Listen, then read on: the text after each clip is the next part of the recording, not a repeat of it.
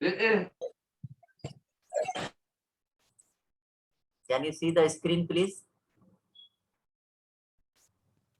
Yes, sir. So after having seen the many important article of this particular chapter, here today we are going to see the next article, and which is the most important from the examination point of view, as well as it is also plays a vital role in study of atomic physics, and that is the normal Zeeman effect. Somewhere you heard this topic, normal Zeeman effect. Chemistry में सुना क्या आप कभी? कान से गुजरा आपके ये? अगर सुना है तो बोलिए, पूछता नहीं मैं, हम आगे चलेंगे, खाली मैं पूछना चाह रहा हूँ कि आपके कान से कभी गुजरा क्या, ये सुनने में आया क्या आपके कभी? केमिस्ट्री में आई है term, have you seen somewhere in chemistry? If no, I will go for. So normal Zeeman effect. So this is the experimental setup of that instrument which is used to see the Zeeman effect. Now, first of all, I will try to explain you that why this effect is called as Zeeman effect. So first of all, I would like to express you that name or title Zeeman is given to this effect because scientist Zeeman has investigated this first time. Am I correct? अब unmute करके yes no बोलते जाइएगा ताकि मुझे लगे कि आप लोग मेरे साथ हैं. Are you getting, please? Yes, sir. Now, from the last many lectures of the paper of the chapter first and more than 60% article of this chapter, we have seen about the atom. Am I correct? One thing you are very clear that this atomic structure is consisting of the electron which are revolving around the nucleus in a circular orbit. Am I correct? These electrons are having the energy quantization. Am I correct?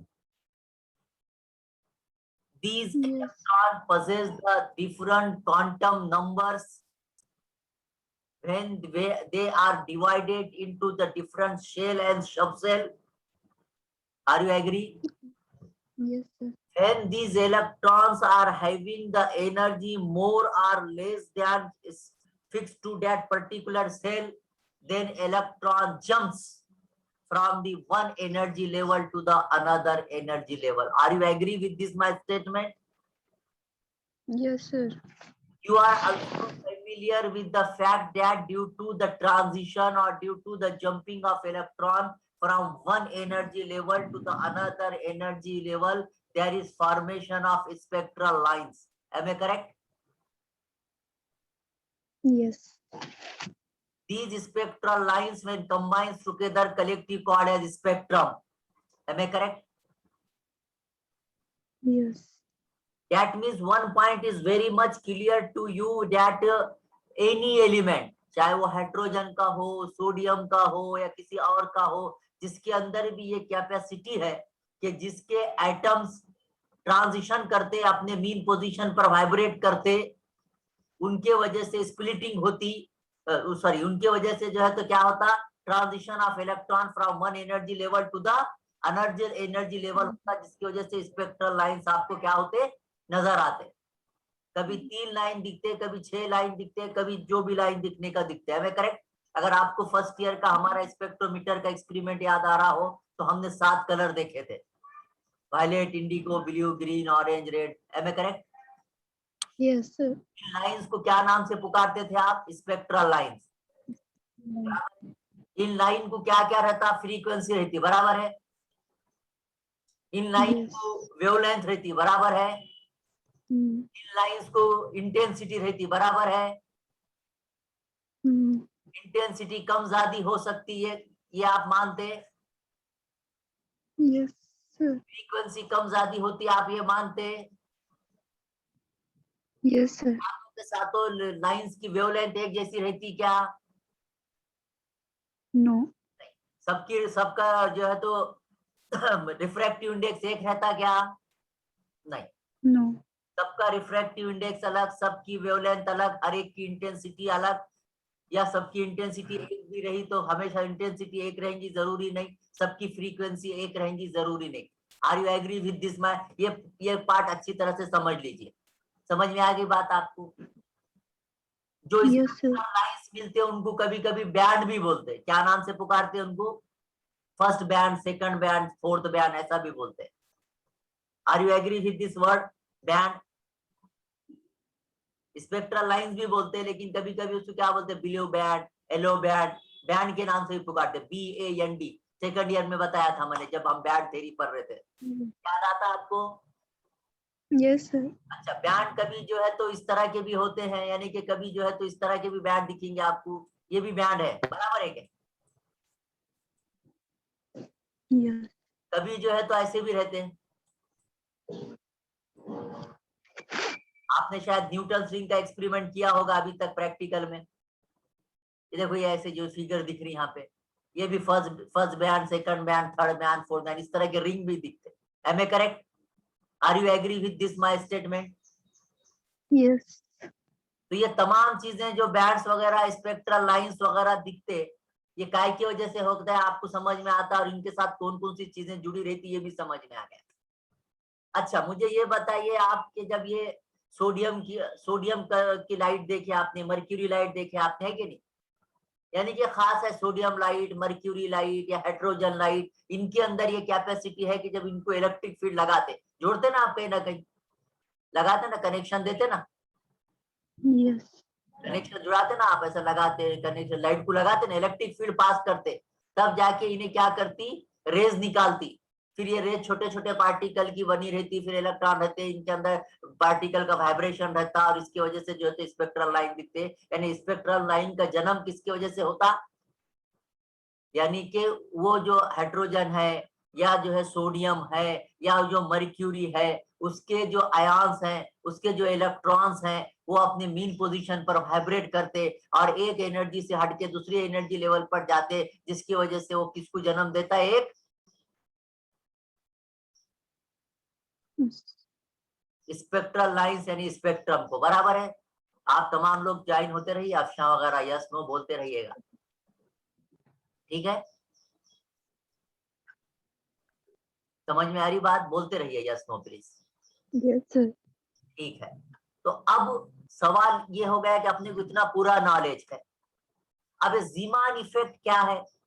अभी एक line मैंने quote किया कि when these elements are, when the bulb, sodium bulb, या थोड़ी देर के लिए हमारे मर्क्यूरी बल्ब या हाइड्रोजन, जो भी एलिमेंट्स है, जब इनको इलेक्ट्रिक फील्ड अप्लाई की जाती तो इनका क्या होता?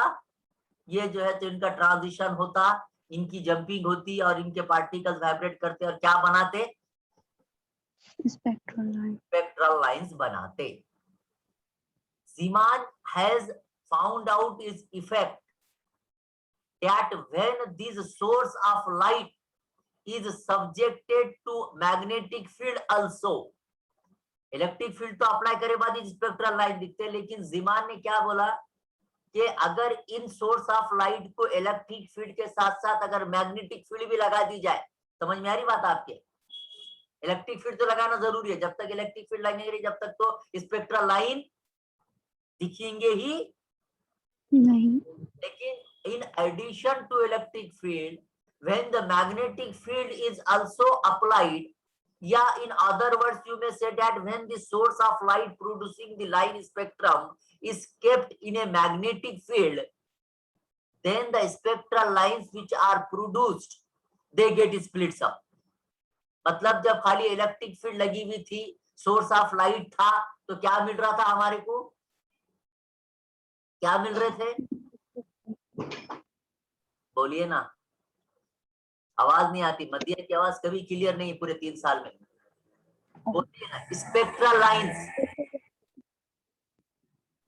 अब आपका जीमान का ये बोलना है कि अगर इलेक्ट्रिक फील्ड के साथ साथ अगर मैग्नेटिक फील्ड भी लगा दी जाए, तो पहले जितने स्पेक्ट्रल लाइंस मिल रहे थे, मिसाल के तौर पर 3 मिल रहे थे या 2 मिल रहे थे या 1 मिल रही थी, तो उसका ये बोलना है कि मैग्नेटिक फील्ड भी लगा दी जाए तो स्पेक्ट्रल लाइन क्या हो जाएंगे, it get splits up, it get splits up into components, यानी कि एक वायलेट की दो वायलेट मिलेंगे, तो दो सोडियम, एक सोडियम की दो सोडियम मिलेंगे, यानी कि लाइंस क्या हो जाएंगे, पहले अगर 6 मिल रहे होंगे तो आप मैग्नेटिक फील्ड लगाने के बाद 12 मिलेंगे, 10 मिलेंगे, मतलब क्या होगा, लाइन का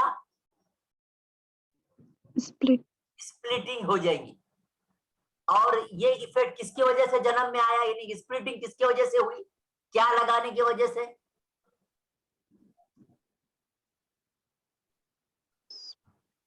बोलिए। पहले स्प्लिटिंग थी क्या, पहले कितने लाइन दिख रहे थे, 3 दिख रहे थे, जब खाली सोडियम या जब जो है सोर्स ऑफ लाइट जो स्पेक्ट्रम बना था उसको खाली इलेक्ट्रिक फील्ड लगी हुई थी, तब खाली 3 लाइन दिख रहे थे। लेकिन अब इलेक्ट्रिक फील्ड के साथ साथ क्या अप्लाई करे आपने, मैग्नेट लगा दिए, मैग्नेटिक फील्ड लगा दिए, तो वो स्पेक्ट्रल लाइन का क्या हुआ, तकसीम हो गई, स्प्लिटिंग हो गई, टूट गए लाइन, 6 के 12 बने, 3 के 6 बने या 10 बने, यानी कि तकसीम हो गई, स्प्लिटिंग हो गई। ये स्प्लिटिंग क्या कहलाती, ये स्प्लिटिंग पहली मर्तबा जीमान ने देखा 1896 में। क्या किया उसने, he has placed the sodium light in a magnetic field also, and he found that the splitting of light spectral lines takes place, isn't it? And this effect was first time observed in 1896 by the scientist Zeeman. Therefore, this effect is called as the Zeeman effect. This effect is called as Zeeman effect. ठीक है, Zeeman effect, it is a magneto-optical phenomenon. यानी कि क्या लगता है इसको, electric field के साथ ऑप्टिक्स के साथ साथ क्या होना है इसको, मैग्नेटिक फील्ड चाहिए। लिहाजा ये इफेक्ट कौन सा इफेक्ट है, this effect is magneto optical effect, या this phenomenon is opto magneto optical phenomenon which was discovered by the scientist Zeeman in 1896. क्या ऑब्जर्व किया उसने, he has observed that if the source of light producing the spectrum is placed in a magnetic field, then spectral lines are splits up into components. समझ में आ रही बात। अब when the splitting occur into 2 or 3 lines, मिसाल के तौर पर एक लाइन के 2 बने या 3 बने, कितने बनना ज्यादा, एक लाइन के 2, यानी कि वायलेट का एक वायलेट के बजाय 2 वायलेट, या ज्यादा 3 वायलेट, एक सोडियम के बजाय 2 सोडियम या 3 सोडियम, अगर स्प्लिटिंग हुई और एक लाइन के 2 बने या ज्यादा एक लाइन के 3 बने, समझ में आ रही बात। That effect is called as the normal Zeeman effect. Normal ये लफ्ज क्यों लगा, सुन लीजिए, कि स्प्लिटिंग होती हो तो Zeeman इफेक्ट, कब स्प्लिटिंग होती, जब क्या लगाते, क्या लगाए बाद स्प्लिटिंग होती, मैग्नेटिक फील्ड, ठीक है। तो when the magnetic field is allowed या applied, splitting is takes place, but when the splitting is taking place such that one spectral line is splits into 2 lines या नहीं तो in 3 lines, then that time that effect or that Zeeman effect is called as the normal Zeeman effect. समझ में आ रही बात। Yes, sir. And if splitting is taking place more than 2 components या more than 3 components, 2 तक तो ठीक है, लेकिन 3 कंपोनेंट में तकसीम हो गई और मैग्नेटिक फील्ड लगी, वो भी इतनी स्ट्रांग नहीं थी, यानी कि वीक मैग्नेटिक फील्ड लगाए और उसके बाद भी स्प्लिटिंग हुई और कितने लाइंस कितने कंपोनेंट में तकसीम हुई, मोर देन 3 तक तो हम नॉर्मल बोलेंगे, समझ में आया। जैसे बुखार को अपन बोलते हैं कि 96 तक नॉर्मल है, 97 फ़ारेनहाइट तक नॉर्मल है, सब बोलते हैं ना आपको, वैसे स्प्लिटिंग होके 3 लाइन अगर मिले, एक के 3 कंपोनेंट तक अगर मिले, तो वो इफेक्ट कौन सा कहलाएगा,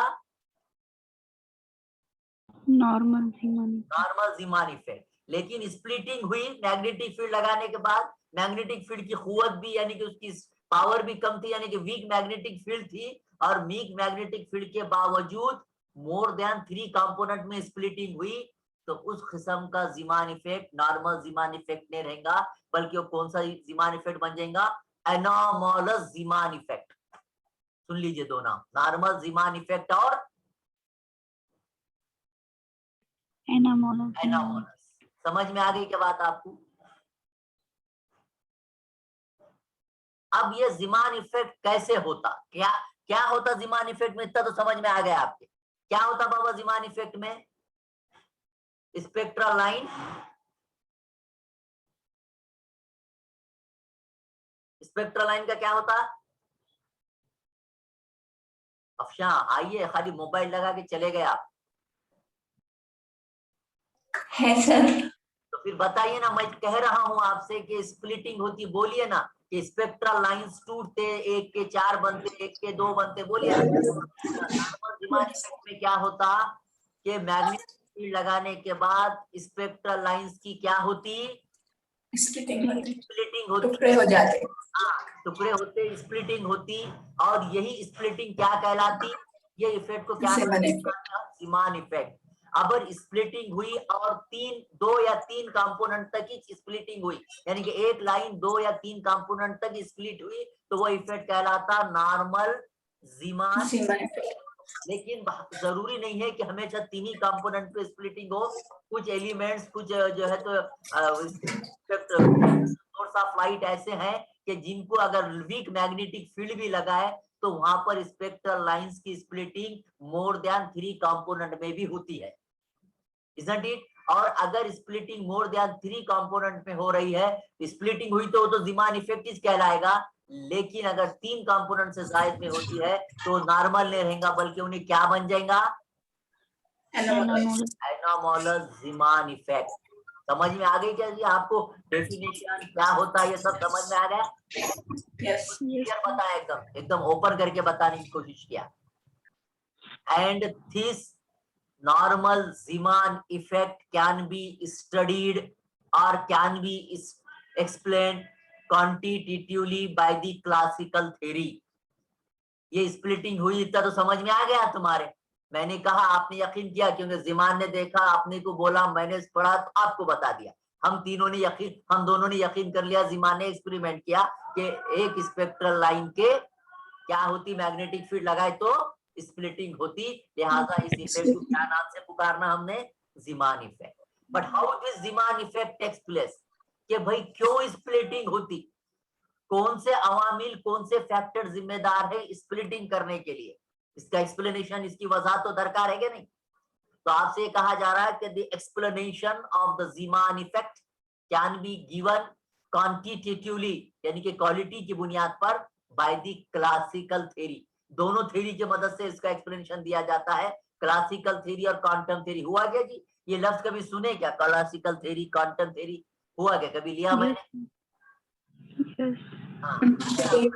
क्वांटम पढ़ के आया पुण्य पहले सेमेस्टर में, क्लासिकल थ्योरी जिसको बोलते वो भी पढ़ के आए, तो आप अच्छी तरह से समझ सकते हैं कि 2 चश्मे रहते हैं, बोलते क्वांटम मैकेनिकल चश्मा लगा के देखो, क्लासिकल थ्योरी के हिसाब से देखो।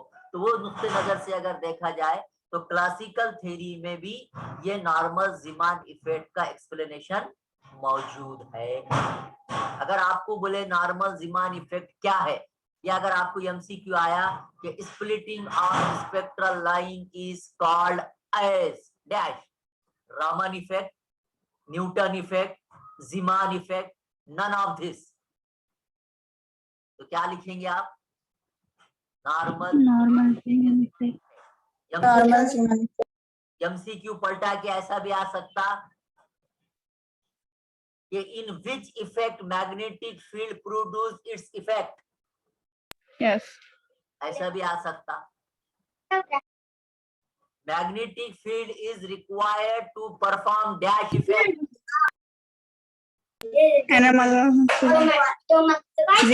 आपको क्या क्या लगता?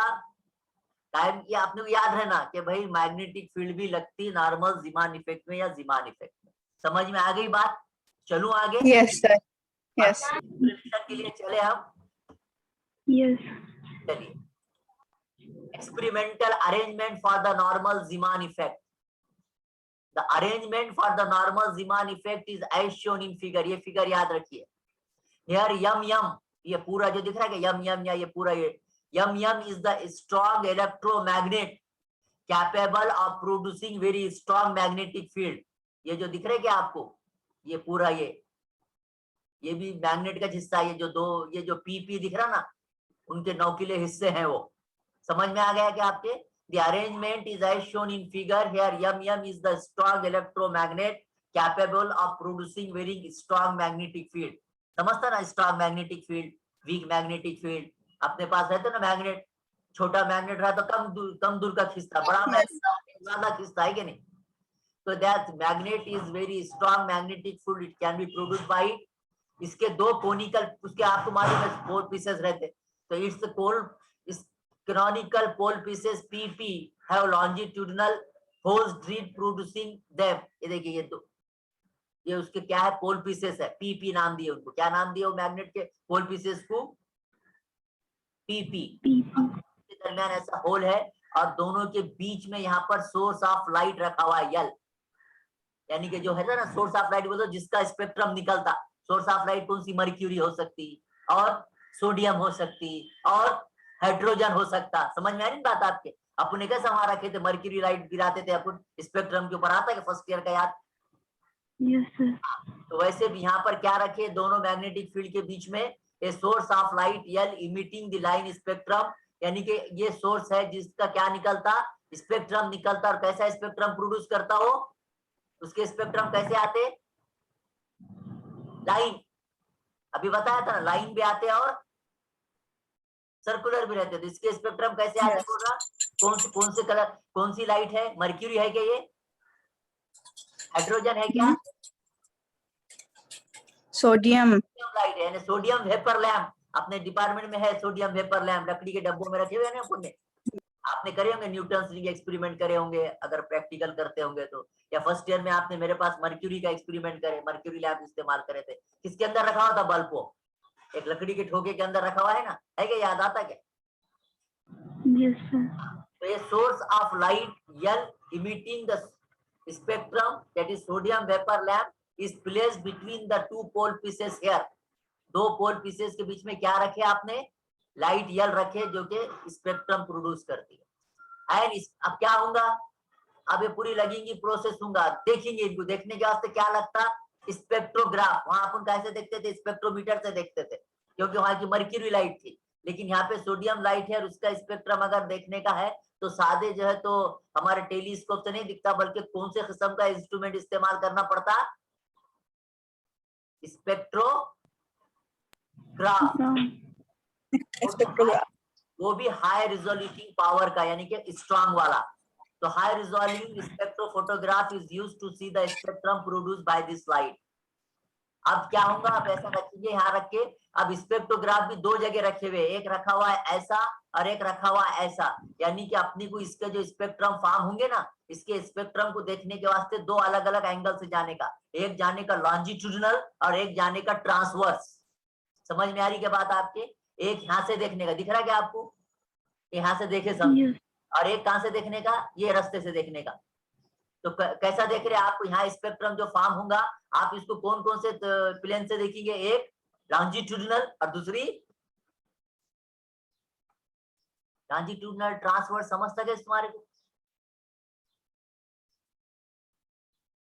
बोलो मैं समझता क्या लॉन्जिट्यूडिनल ट्रांसवर्स? हाँ सर. क्या एक्सप्लेन करूं मैं? मदिया देखिए, मैग्नेटिक फील्ड लगा रहे कि नहीं अपन ये सोर्स ऑफ लाइट को? लगा रहे. हाँ, तो मैग्नेटिक फील्ड की जो डायरेक्शन है, उसकी डायरेक्शन में जब देखेंगे तो अपन उसको क्या बोलेंगे कि हम उसको लॉन्जिट्यूडिनली देख रहे. यानी कि direction of the magnetic field and direction of the spectrograph through which we are seeing is in the same direction, then it is called as the longitudinal parallel, इसको बोलते हैं उमन. और मैग्नेटिक फील्ड के परपेंडिकुलर डायरेक्शन में अगर देख रहे होंगे तो अपन कौन सा व्यू बोलेंगे उसको?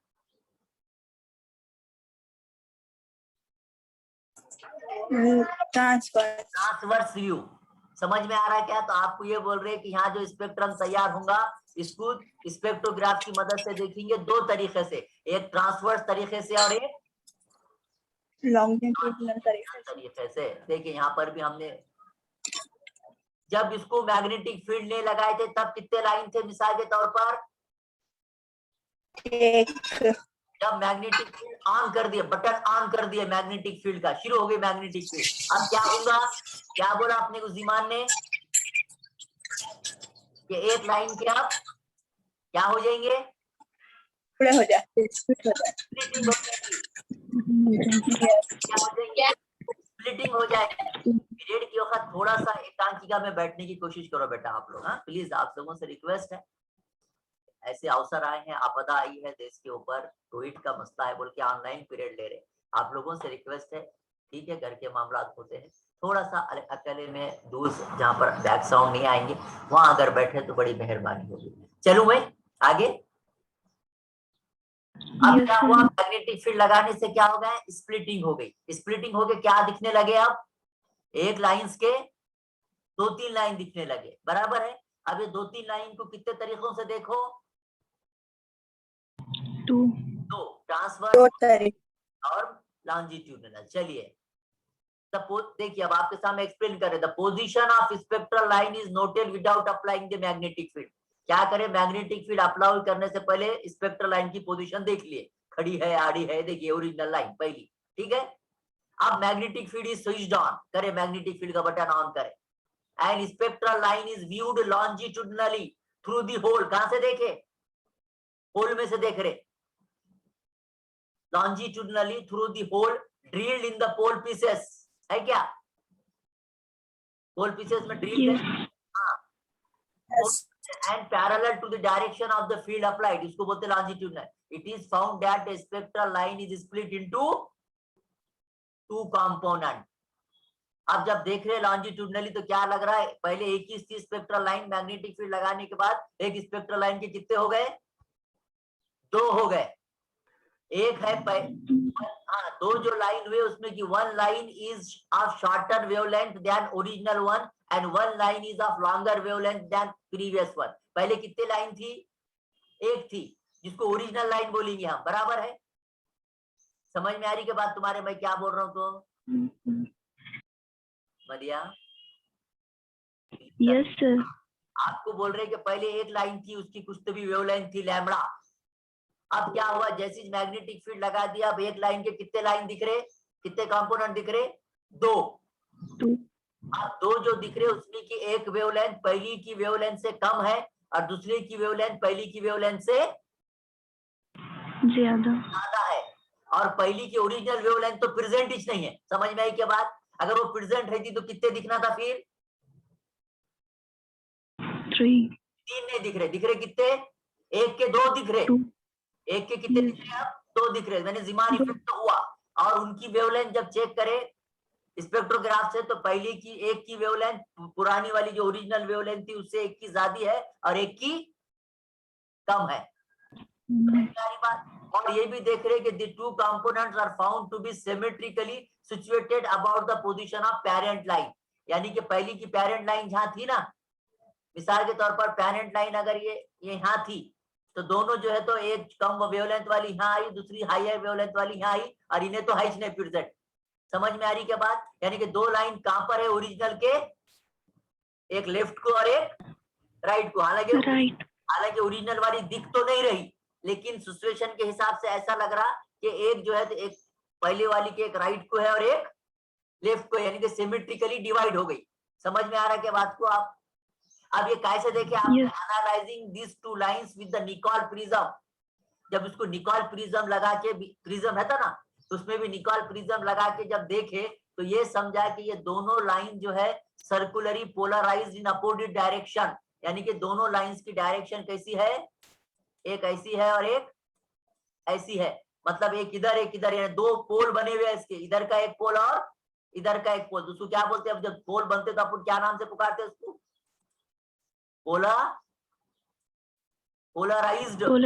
हाँ, तो क्या बोल रहा है इन्हें कि दो लाइंस बनेंगे, दो लाइंस दिखेंगे दो लाइंस में इसकी एक लाइन जो है तो पहले की वेवलेंथ से ज्यादा रहेंगी, दूसरी की पहली की वेवलेंथ से कम वेवलेंथ रहेंगी। और जब निकाल प्रिज्म लगा के और जरा बारीकी से देखे तो ये भी समझा कि ये दोनों लाइंस कैसे हैं, पोलराइज्ड है इन अपोजिट डायरेक्शन।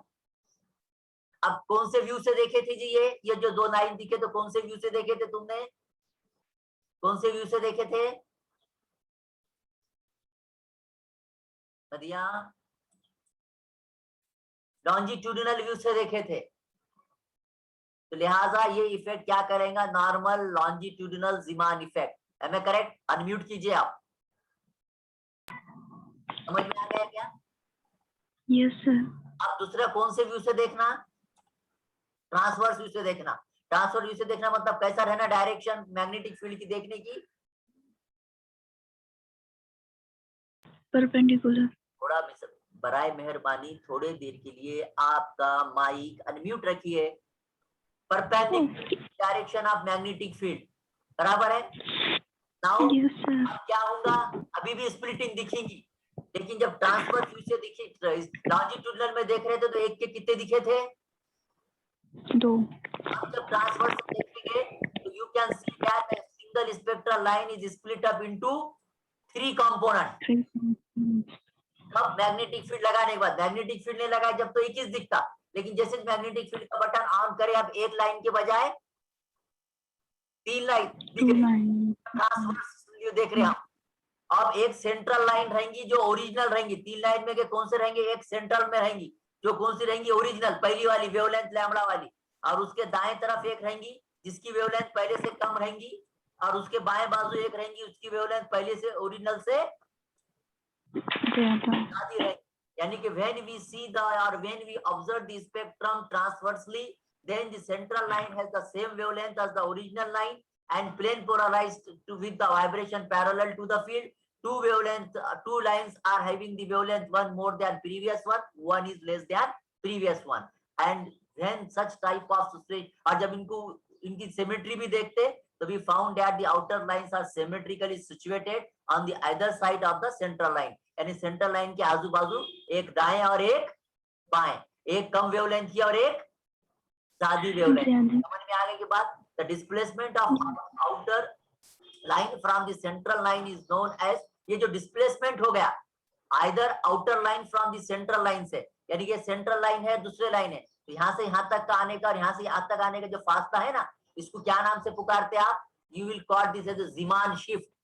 सुन लीजिए किसको बोलते हैं Zeeman shift, displacement of either outer line, ये आउटर लाइन, ये है क्या आउटर लाइन बोलेंगे ना इसको, और ये तो सेंट्रल लाइन है। समझ में आ रही बात है? 3 लाइन है ना, तो ये कौन सी लाइन हो गई, सेंट्रल लाइन, और ये कौन से हो गए, outer. Displacement of either outer line from the central line की जो दोनों के दरमियान चेंज है या उनका हाथ से का जो डिस्प्लेसमेंट है उसको क्या नाम से पुकारना आपने, ज़ीमान shift. And two outer lines are also plane polarized, ये तो बताया मैंने, having the vibration in direction perpendicular to the field and this। अब ये कौन सा इफेक्ट है, जब 3 कंपोनेंट दिख रहे बोले तो फिर एक बार ज़ीमान इफेक्ट है, लेकिन इसको देखने कैसा थे आप,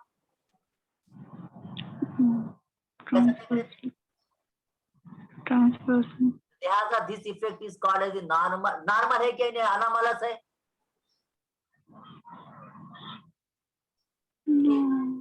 नॉर्मल ही है ना, क्योंकि अपन क्या बोले 2 या 3 दो कंपोनेंट दिखना, यानी तो ज्यादा कितने कंपोनेंट दिखना एक लाइन के, 3। तो वहां तक उन्हें कौन सा रहता, नॉर्मल। नॉर्मल कैसा देख रहे थे, ट्रांसवर्स।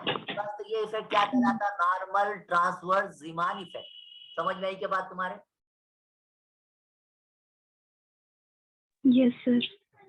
तो splitting of spectral line is called as what? Splitting of spectral line by the application of magnetic field is called as which effect? Zeeman effect. When the 2 or 3 components are formed by the spectral lines, it is called as which effect? Normal transverse Zeeman effect. And when more than 3 spectral lines are formed, then at that time it is called as? Yes. Anomalous Zeeman effect. Am I correct? Experimental setup समझ में आ गया, classically क्या हुआ, ठीक है, I understand. Yes. So this is about the normal Zeeman effect. This Zeeman effect can be seen longitudinally.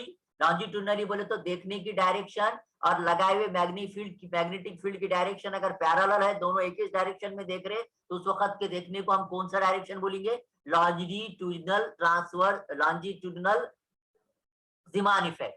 और जब लगाए हुए मैग्नेटिक फील्ड की डायरेक्शन और हमारे देखने की डायरेक्शन इन स्पेक्ट्रोग्राफ की डायरेक्शन परपेंडिकुलर है, तो उस वक्त के देखने को हम कौन सा देखना बोलेंगे, कौन सा व्यू बोलेंगे, ट्रांसवर्स, ठीक है। तो जब लॉन्जिट्यूडिनल देखेंगे तो एक लाइन कितने में स्प्लिट हुई नजर आएंगी अपने को, दो में, में से एक की वेवलेंथ पहली ओरिजिनल लाइन से कम रहेंगी, दूसरे की ज्यादा रहेंगी, और दोनों जो है तो पोलराइज रहेंगे, ठीक है। उसको बोलेंगे हम नॉर्मल लॉन्जिट्यूडिनल इफेक्ट। जब हम ट्रांसवर्सली देखेंगे तो बजाय अब एक लाइन के हम आपको मैग्नेटिक फील्ड लगाने के बाद 3 लाइन नजर आएंगे, एक सेंटर में रहेंगी और 2 उसके आजू बाजू रहेंगे, एक कम वेवलेंथ की रहेंगी, दूसरी ज्यादा वेवलेंथ की रहेंगी, और इसके दरमियान जो आइदर जो डिस्प्लेसमेंट रहेगा वो क्या नाम से पुकारा जाएगा, ज़ीमान shift. I understand this one. Yes, sir. So this is about the Zeeman effect explanation, classical explanation and quantum explanation. We will see inshallah tomorrow. We shall stop here today. Thank you for joining me. Tomorrow inshallah